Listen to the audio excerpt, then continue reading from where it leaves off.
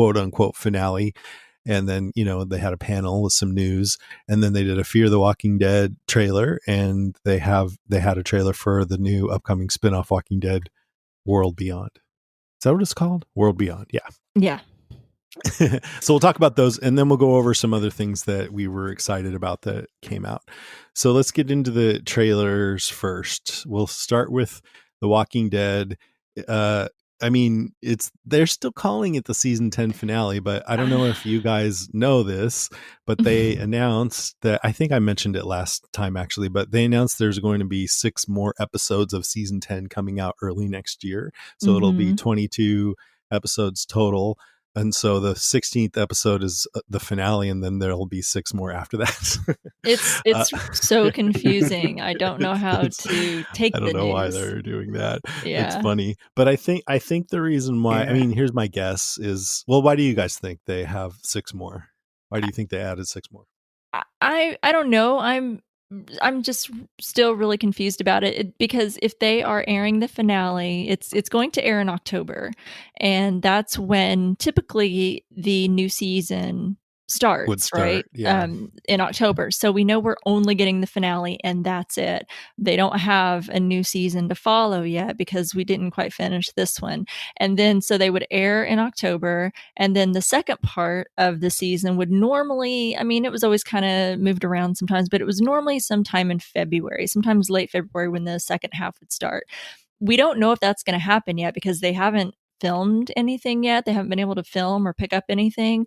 So I'm curious to see if these 6 episodes are kind of like we know we're not going to have a new season in February like we normally do. We're not going to be able to kick off a new season in October. We're only going to have the finale. So I wonder if this is something to kind of hold us over while we're waiting. Yeah. That's what I think too. They could just start with season 11 in February, but then their whole rhythm would change. They usually start in October. And so maybe they don't want to go off their rhythm of starting in October. And then if they did start in October again without any new episodes in between, then that would be a whole year without any Walking Dead, which I actually think that might be good. Sometimes absence makes the heart grow fonder, but I'm excited for these 6 episodes. So yeah, I think you're absolutely right. That's what I would guess too. Yeah. So now to talk about the trailer, we're going to talk about this trailer, which was actually the first opening minutes of episode 16 coming out October 4th. So if you haven't seen that and you don't want to be spoiled on the first few minutes, then, it didn't really show anything. There was one thing actually that was pretty spoilery that we are going to talk about. So if you don't want to be spoiled on it, I would either go watch it now, or if you don't want to watch it now, then just skip ahead a few minutes and don't listen to this part. So last time in episode 15, everyone was hiding in the hospital, and we saw, almost everyone, and we saw Beta and his horde. They were just arriving there. And so in the first few minutes, Gabriel sees the horde outside. There's a little girl who's scared, and Gabriel's trying to assure her by saying, well, we have all these different groups: Alexandria, Hilltop, Oceanside, the people of the kingdom. And then he's putting up his 5 fingers as if these are all the fingers that make up a fist that will fight Beta. And then the last one he said is the others that might find help. And we see Eugene, Yumiko, Ezekiel, and Princess, who nobody else knows yet. And then we see Virgil from Michonne's episode. And as soon as I saw him, I was like, boo. I hate that. I know. I was like, why is he back already? I thought he got the message. Yeah. Why do we have to lose Michonne and get this guy? Yeah. That's a bad trade. Worst trade deal ever. Yep. And then we see Aaron, Alden, and some dude like flipping blades around with a mask. Super cool. And then we see, spoilers, Maggie. Yay. She's reading this letter, which I think we had seen Carol writing, telling her all about all the crap that's been going on since Maggie left. Do we know it's Carol? Has it been too long? It was mentioned in the panel. I watched the full panels for all of them, and they mentioned that it was Carol that was writing her the letter. Okay. I watched the panel, but I was somewhat multitasking a little bit too, so I'm sure I missed some of that. I know I didn't pick up everything. So, okay, that's good. I think we might have actually seen Carol writing that, but I could just be making that up in my head. And then we see my favorite, because I always love this. Beta is among his horde of Zeds, and I think he's hallucinating them talking to him like he was last time. I think they said, "We are ready. Are you?" I think, and then there's that little bit where he's just imagining it, but they all turn abruptly towards them, and then they're flipping back and forth, kind of like the girl from The Ring, just like that was a pretty cool effect. It was really spooky. And they say, "We are the end of the world. This is the end of the world." And Beta says, "Begin." So anyway, I just sort of summarized it. But what are your thoughts on that trailer? Peg, did you like it? I did. I really enjoyed it. Yeah, there's a lot of things that it set up that I'm excited to see. Definitely excited to see more of Princess. As a comic book reader, she's a fun character, and so I'm excited to see how they explore her a little more in the show.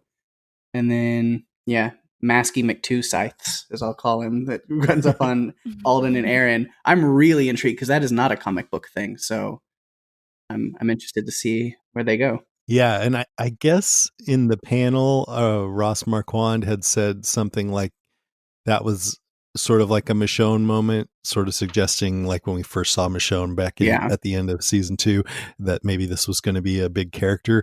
But I can't place that character from the comics. Right? No, I don't know who not that I can think of.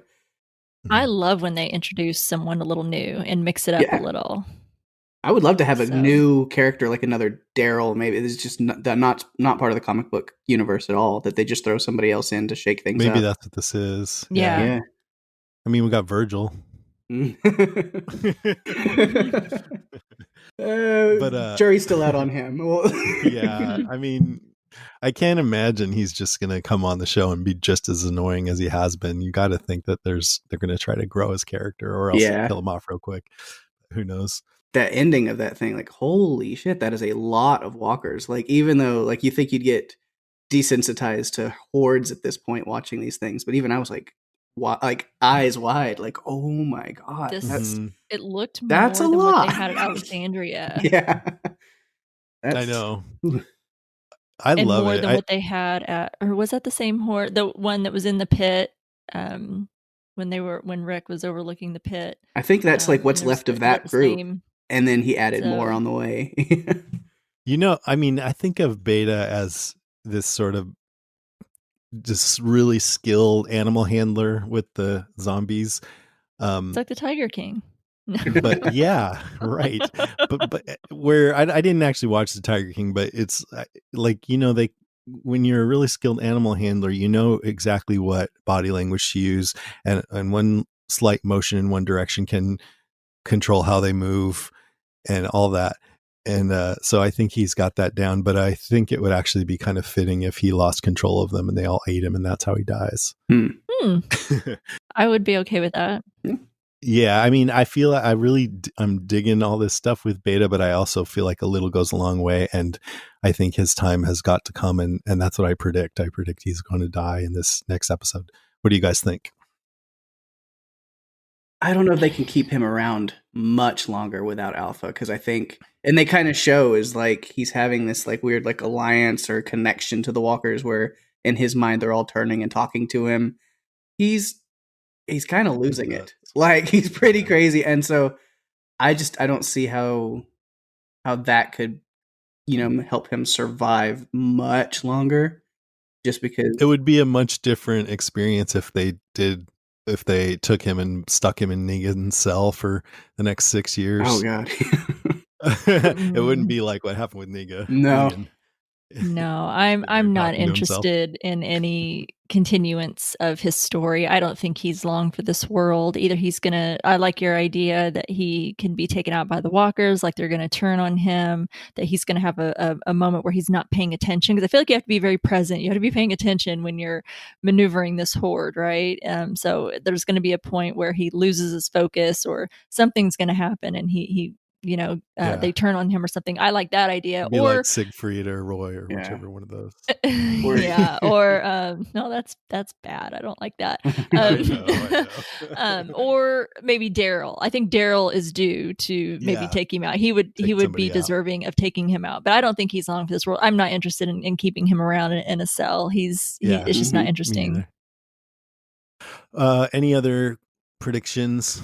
One thing that, and again, it kind of comes from the panel, but when they're talking to Lauren Cohan and Jeffrey Dean Morgan about the connect, the interaction between Maggie and Negan when Maggie comes back, and how a lot of that's going to go, because she's still going to be holding a lot of anger, Yeah, especially they'll when be she like, why comes. is he out? Why is he alive and Yeah, not when in she comes jail? over there and he's like, everybody, Negan got out. Like they were joking about that in the panel. Where it's like she's gonna walk in and be like, kill him, be like, oh my god, guys, Negan got out somehow, and I took care of it. Yeah, You know? right. Well, you know what though? At this point, and I wish I would have pressed this with Angela Kang last week, but Negan pretty much did turn on them. I mean, he allowed he was supposed to go in and take Alpha out, and he for a little while there just kind of helped her, and that cost lives. So I really feel like they're just gonna ignore that, and I don't like it. I feel like Yeah. he betrayed their trust. Another little thing that But do they oh, know that? Maybe they I don't. don't I don't know. know. But another Yeah. thing with I mean, Maggie, they saw. I'm sorry, but they saw all the savior tactics of closing off the roads, yeah. and they knew that Negan was with them. So I think they would at least have a strong suspicion that he helped them figure out how to do that.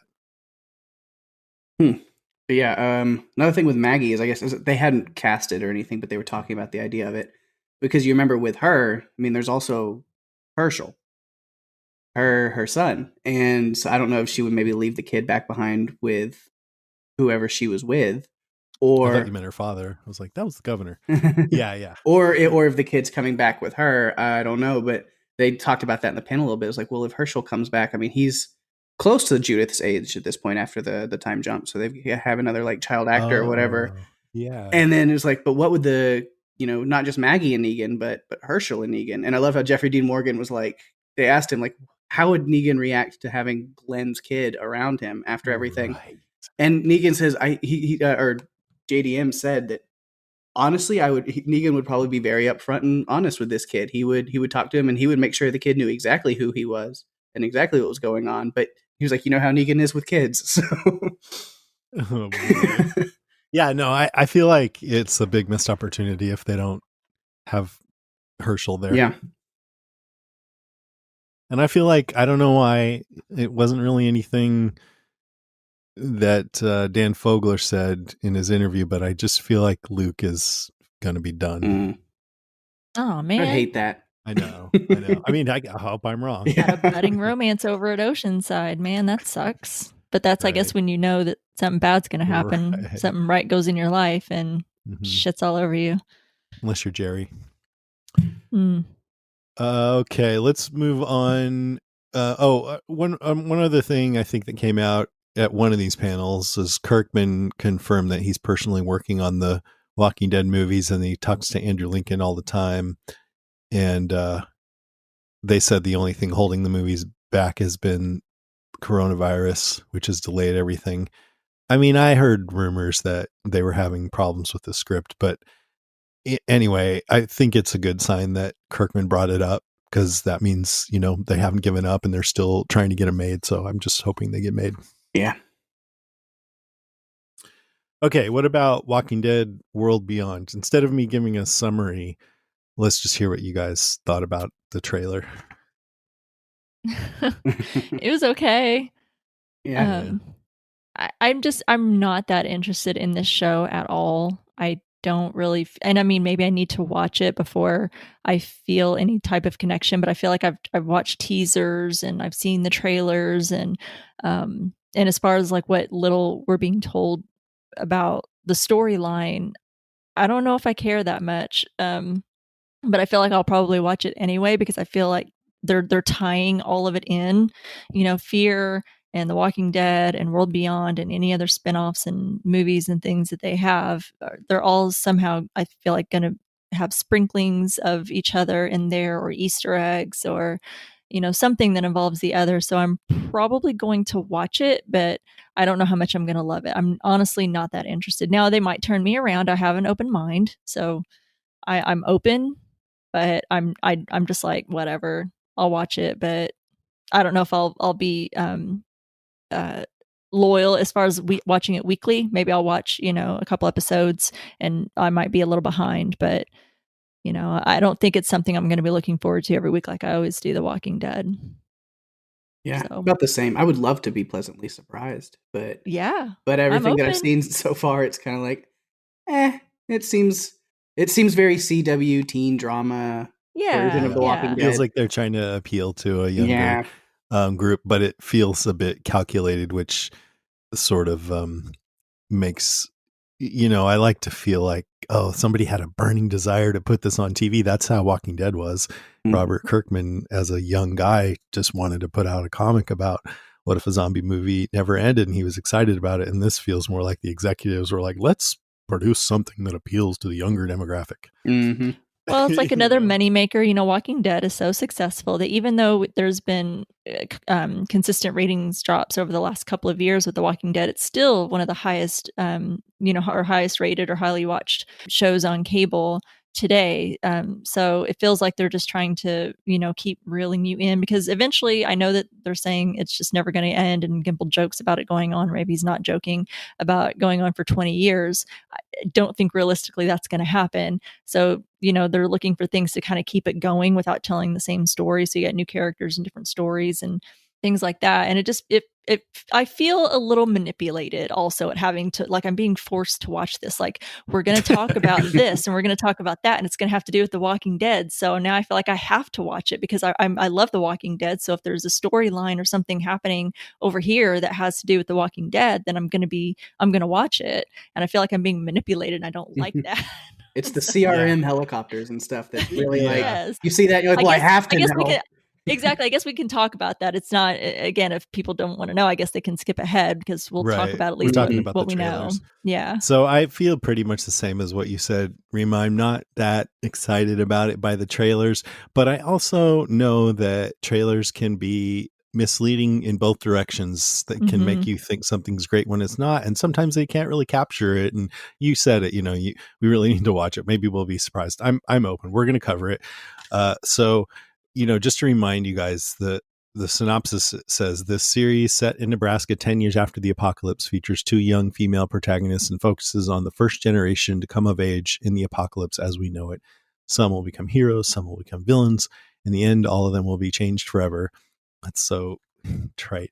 Grown up and cemented in their identities, both good and bad. But yeah, the thing that's interesting, I mean, I think it came out either at Comic-Con or sometime around Comic-Con that CRM stands for Civic Republic Military. And that's CRM, by the way, if you've been paying attention really closely, is this group with the three circles on the helicopter, which we saw take Rick away. And then we saw in Fear the Walking Dead, this military woman and Al had their episode, and they kind of had Mhm. a flirtation going on there. Mhm. And so I think Gimple has also said that each of the circles represents a community. And so I guess together the communities are the Civic Republic, and they have this military. And we know from the Fear the Walking Dead episode that they're trying to create a better future, no matter what the cost is for the present. And I feel like that might be about looking for a cure or something. So the Walking Dead World Beyond is set in one of these communities of these three circles of the Civic Republic.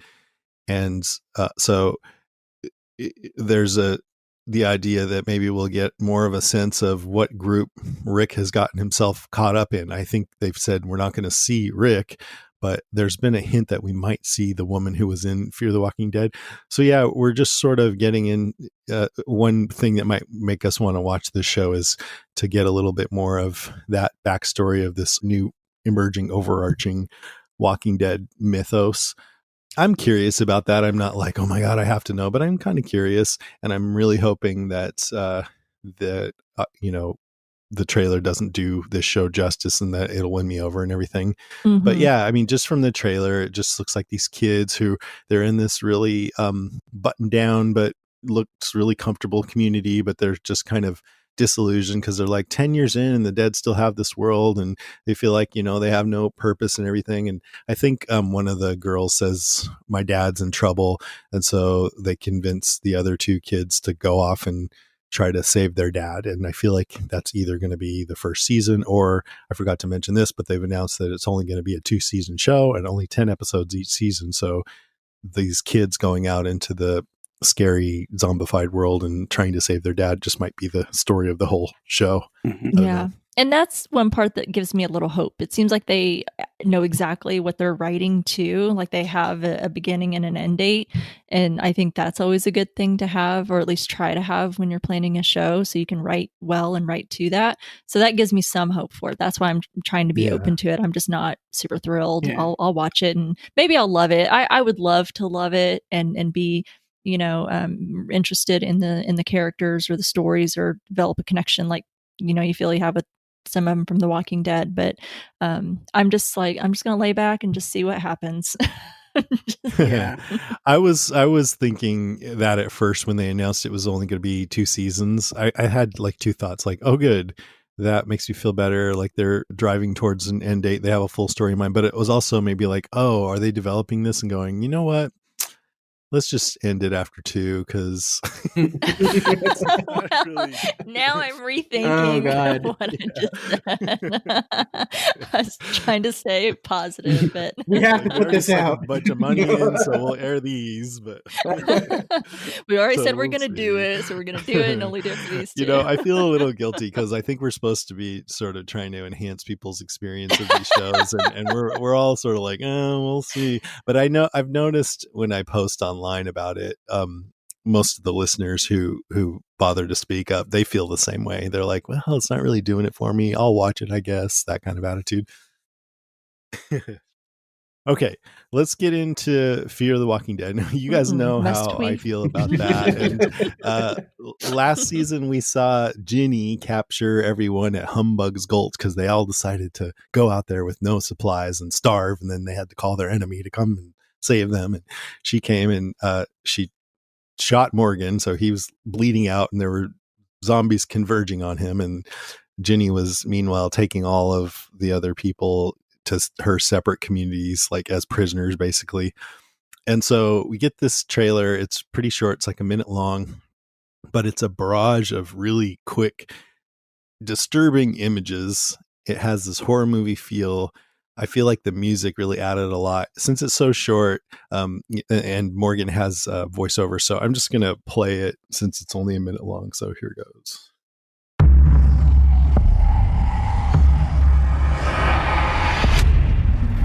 If any of you are listening,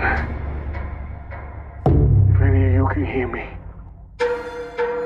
what we were doing out here, it wasn't just about doing right.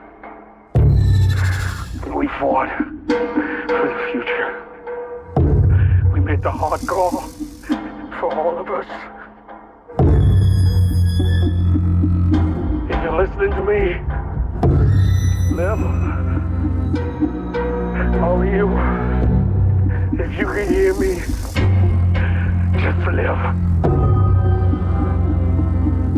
I got a job for you. Who are you looking for? A man named Morgan Jones. Is Mr. Jones dead or alive? I don't know. You will soon.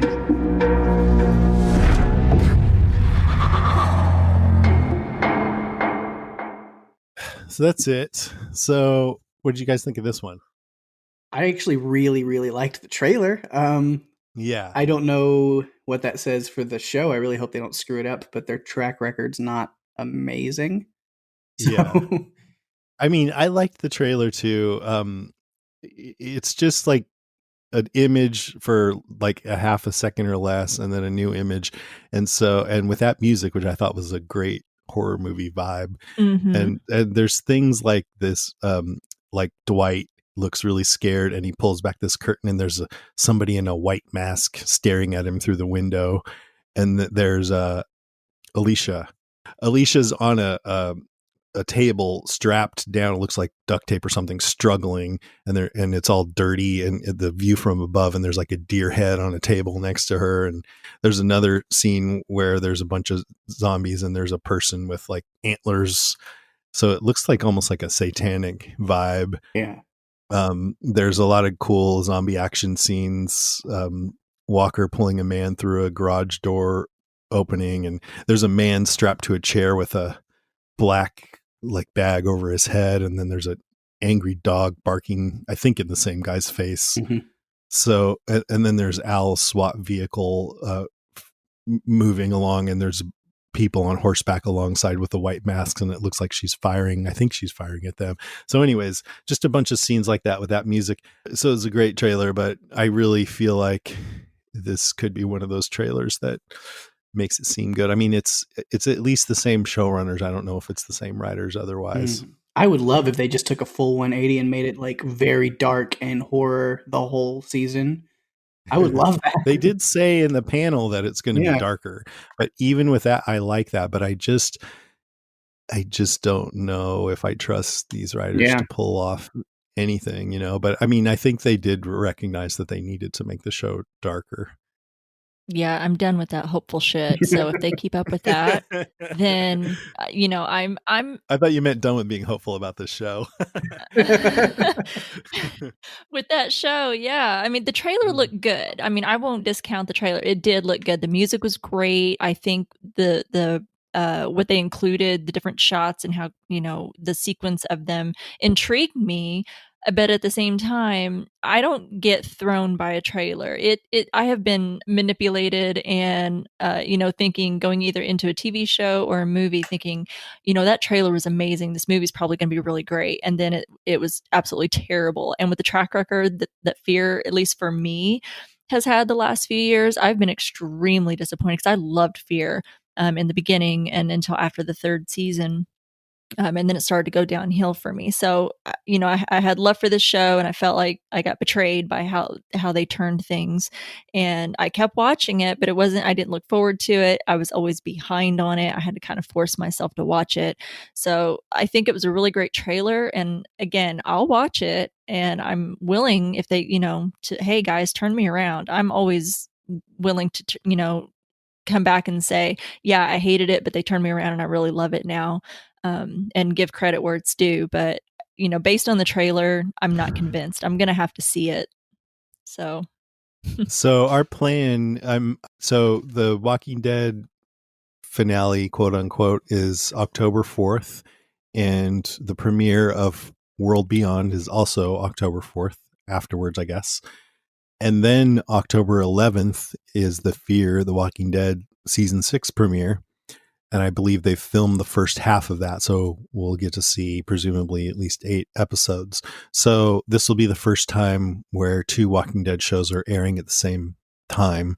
You know, they'll have World Beyond and Fear the Walking Dead, I think, on the same night for, you know, the next 8 weeks or whatever.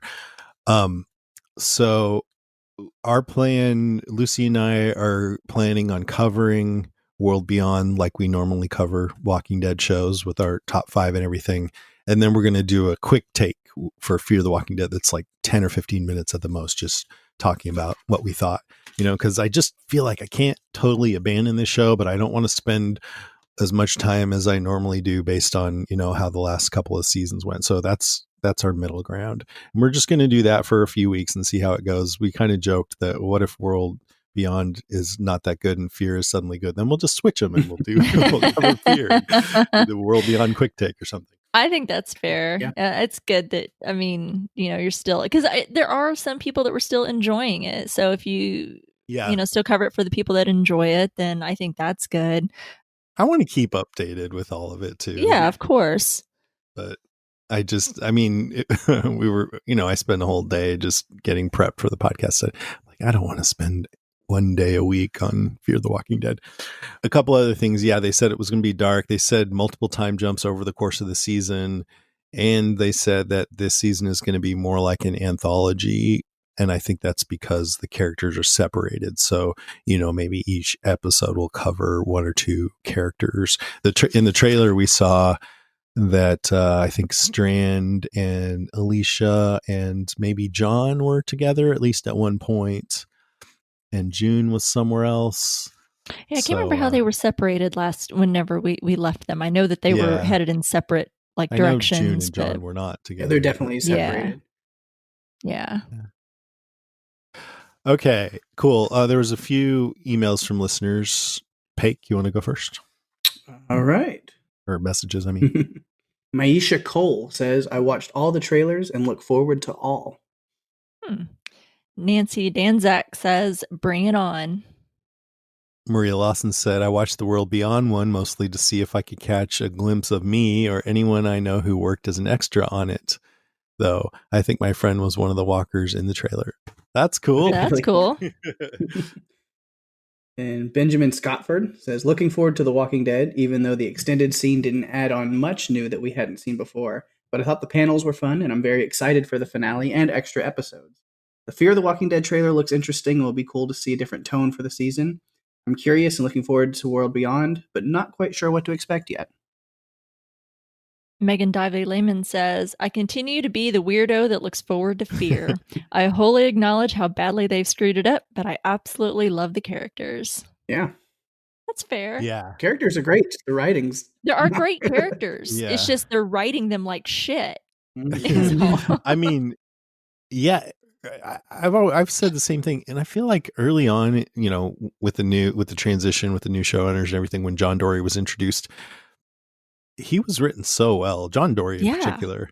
Yeah. At first, but even now, towards the end, they all just started to seem the same to me. They just wanted to help people to make up for their past, and they just sort of ran together. And I think all the actors are great, but even they were these distinct characters at first, and towards the end they all just seem sort of the same. So they need to make sure to keep them distinct and not all have the same motivations. Even Strand, he was just the same as all the other ones.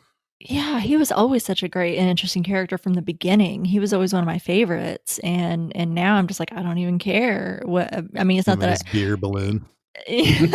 Oh man, that was so. Oh God, you had to go remind me of the beer balloon.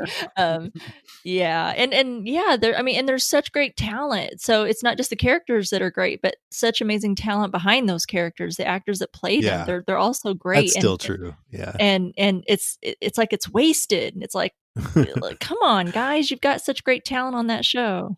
Yeah, and the cinematography, just a lot of good stuff there for sure. Yeah. All right. Well, that covers the Walking Dead part. I am excited for all of this. It's a ways away. I mean, I wish this was next weekend, but we still have to wait a couple months here. August, September, like 3 months. Bummer. Or 2 months. So not others that have come out or news, or I even said that since Comic-Con was a bit light this year, that we could open it up to just any recent pop culture news or information or that we're excited about, or, something that's coming out. So it's Comic-Con, but it can also just be pop culture stuff. So bearing all of that in mind, Paik, what do you got? All right. First one, probably because neither of you have it.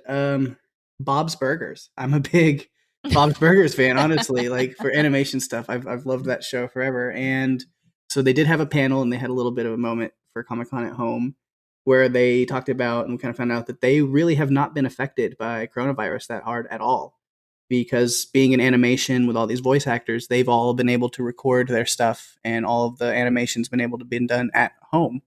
So new episodes have been being made, and they're working on their new season. So it will come out September 27th, like planned. And they've got... So the actors can just record themselves at home? Yeah, they just record their audio, their voiceovers, and then send them in, which is cool. And they also announced officially that there will be a Bob's Burgers movie coming out April 8th, 2021. What is that show like? Like, what would you compare it to? Because I've never seen it. I don't know anything about it. Think kind of in the vein of like Family Guy and stuff, but without as raunchy of humor, and it's not... I think it's a little bit better written, personally. Is it Seth MacFarlane? No, it's not. Okay.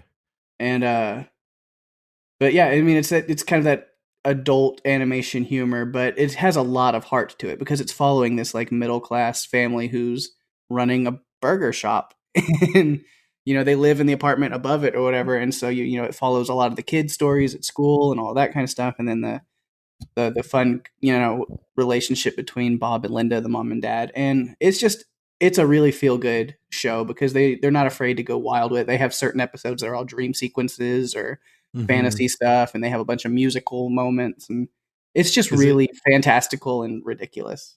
Is it Netflix? No, I think it might be on, Like or the old ones are on there, maybe, or or Hulu. One of them might have old episodes. I think Hulu, and then Hulu carries them week to week whenever they come out because it's on. I want to say it's on Fox. have you seen that, Rima?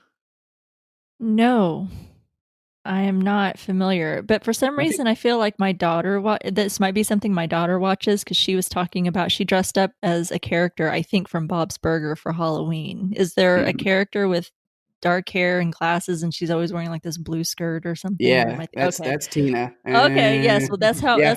that's who my daughter dressed up Yeah. for Halloween this year. And I guess was, I don't know, I won't go into details, but yeah, I think she enjoys this show as well. I have not seen it. Yeah, it's been kind of an underground like cult classic with certain people because they're going into their 11th season. Wow. So it's been going for a long time, Time but just flying yeah. by. I think of that as a new show.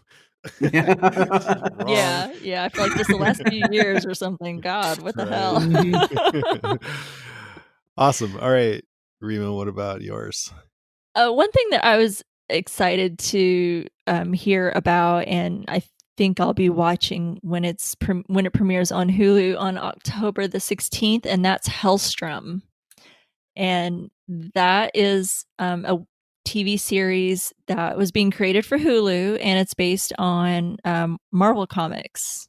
Either of you heard of that? I've heard of it, but I haven't gotten into it, so I don't really know. But the show looked cool. Yeah, This is new to me. I don't know anything. It's supposed to be like a horror show for Marvel. Essentially, it's based on and a couple. I think it's like the other Marvel shows. Like it's technically in the Marvel Cinematic Universe. Yes.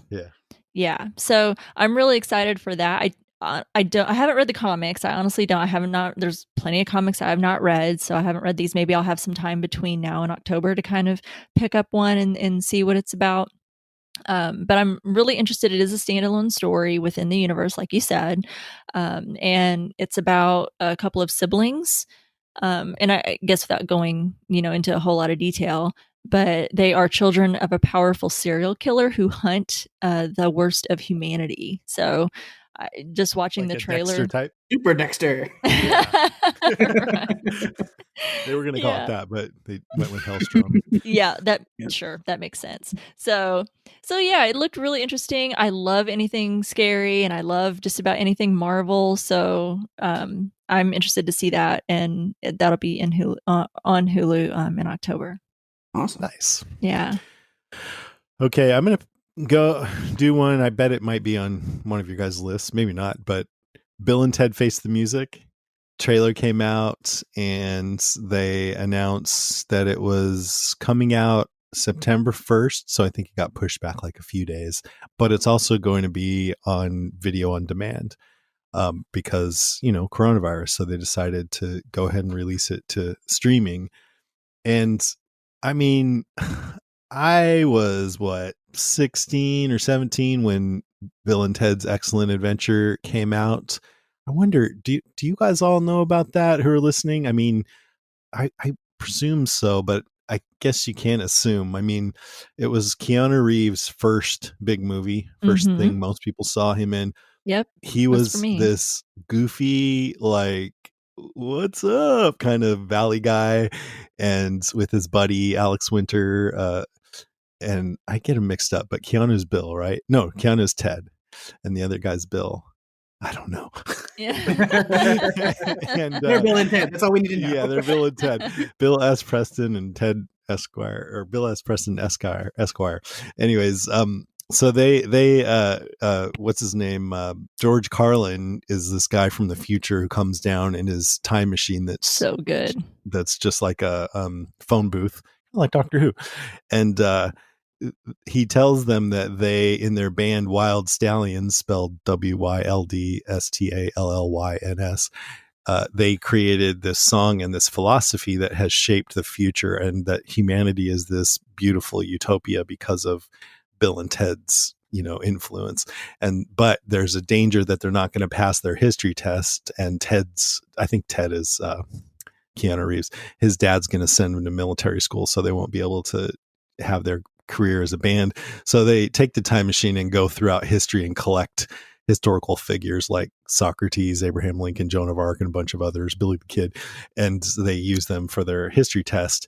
And it was just a goofy, fun, I mean, over the top, and they had all these sayings that me and all my friends would say, just like excellent, or whatever. Mhm. And then they did Bill and Ted's Bogus Journey like a couple of years later, where they went to hell and they fought evil robot versions of themselves and all this stuff. But anyway, so they've been talking about doing a sequel for years, and especially Alex Winter, who never really did much else as far as I know. He really wanted to do it, but Keanu Reeves, of course, went on to do The Matrix and all these big movies, just a big superstar, John Wick and all that. So anyway, they finally got it together. I think it's the same writer, and it's Bill and Ted Face the Music, and they're middle-aged now, and the synopsis says, now enduring the monotony of middle-aged life, William Bill S. Preston, Esquire, and Theodore Ted Logan are warned by a visitor from the future of the need for them to create a song in 78 minutes that will save all life on Earth and the entire universe. The pair work with their families, old friends, famous musicians, and each other to complete the task. So I think it's sort of like they've known their whole lives that they're supposed to be this big deal, but it never happened. And now they're middle-aged and they're like, oh shit, we haven't done it, So it's kind of like how real guys are when they get hit middle age and they're like, I didn't do all those things I dreamed of. The trailer I thought it definitely pushes my nostalgia buttons, but I also feel like those movies, for me anyway, don't really hold up all that well. And it's pure nostalgia is why I like them so much. So I'm a little bit like, am I going to like this movie, or am I just going to think it's goofy and they're too old to be playing these parts now? I'm not sure, but I'm still totally looking forward to it. Yeah, I think it would be just a really fun experience, even if it's not great. It's like you said, just the nostalgia purpose is going to be fun, I think, for that. Yeah.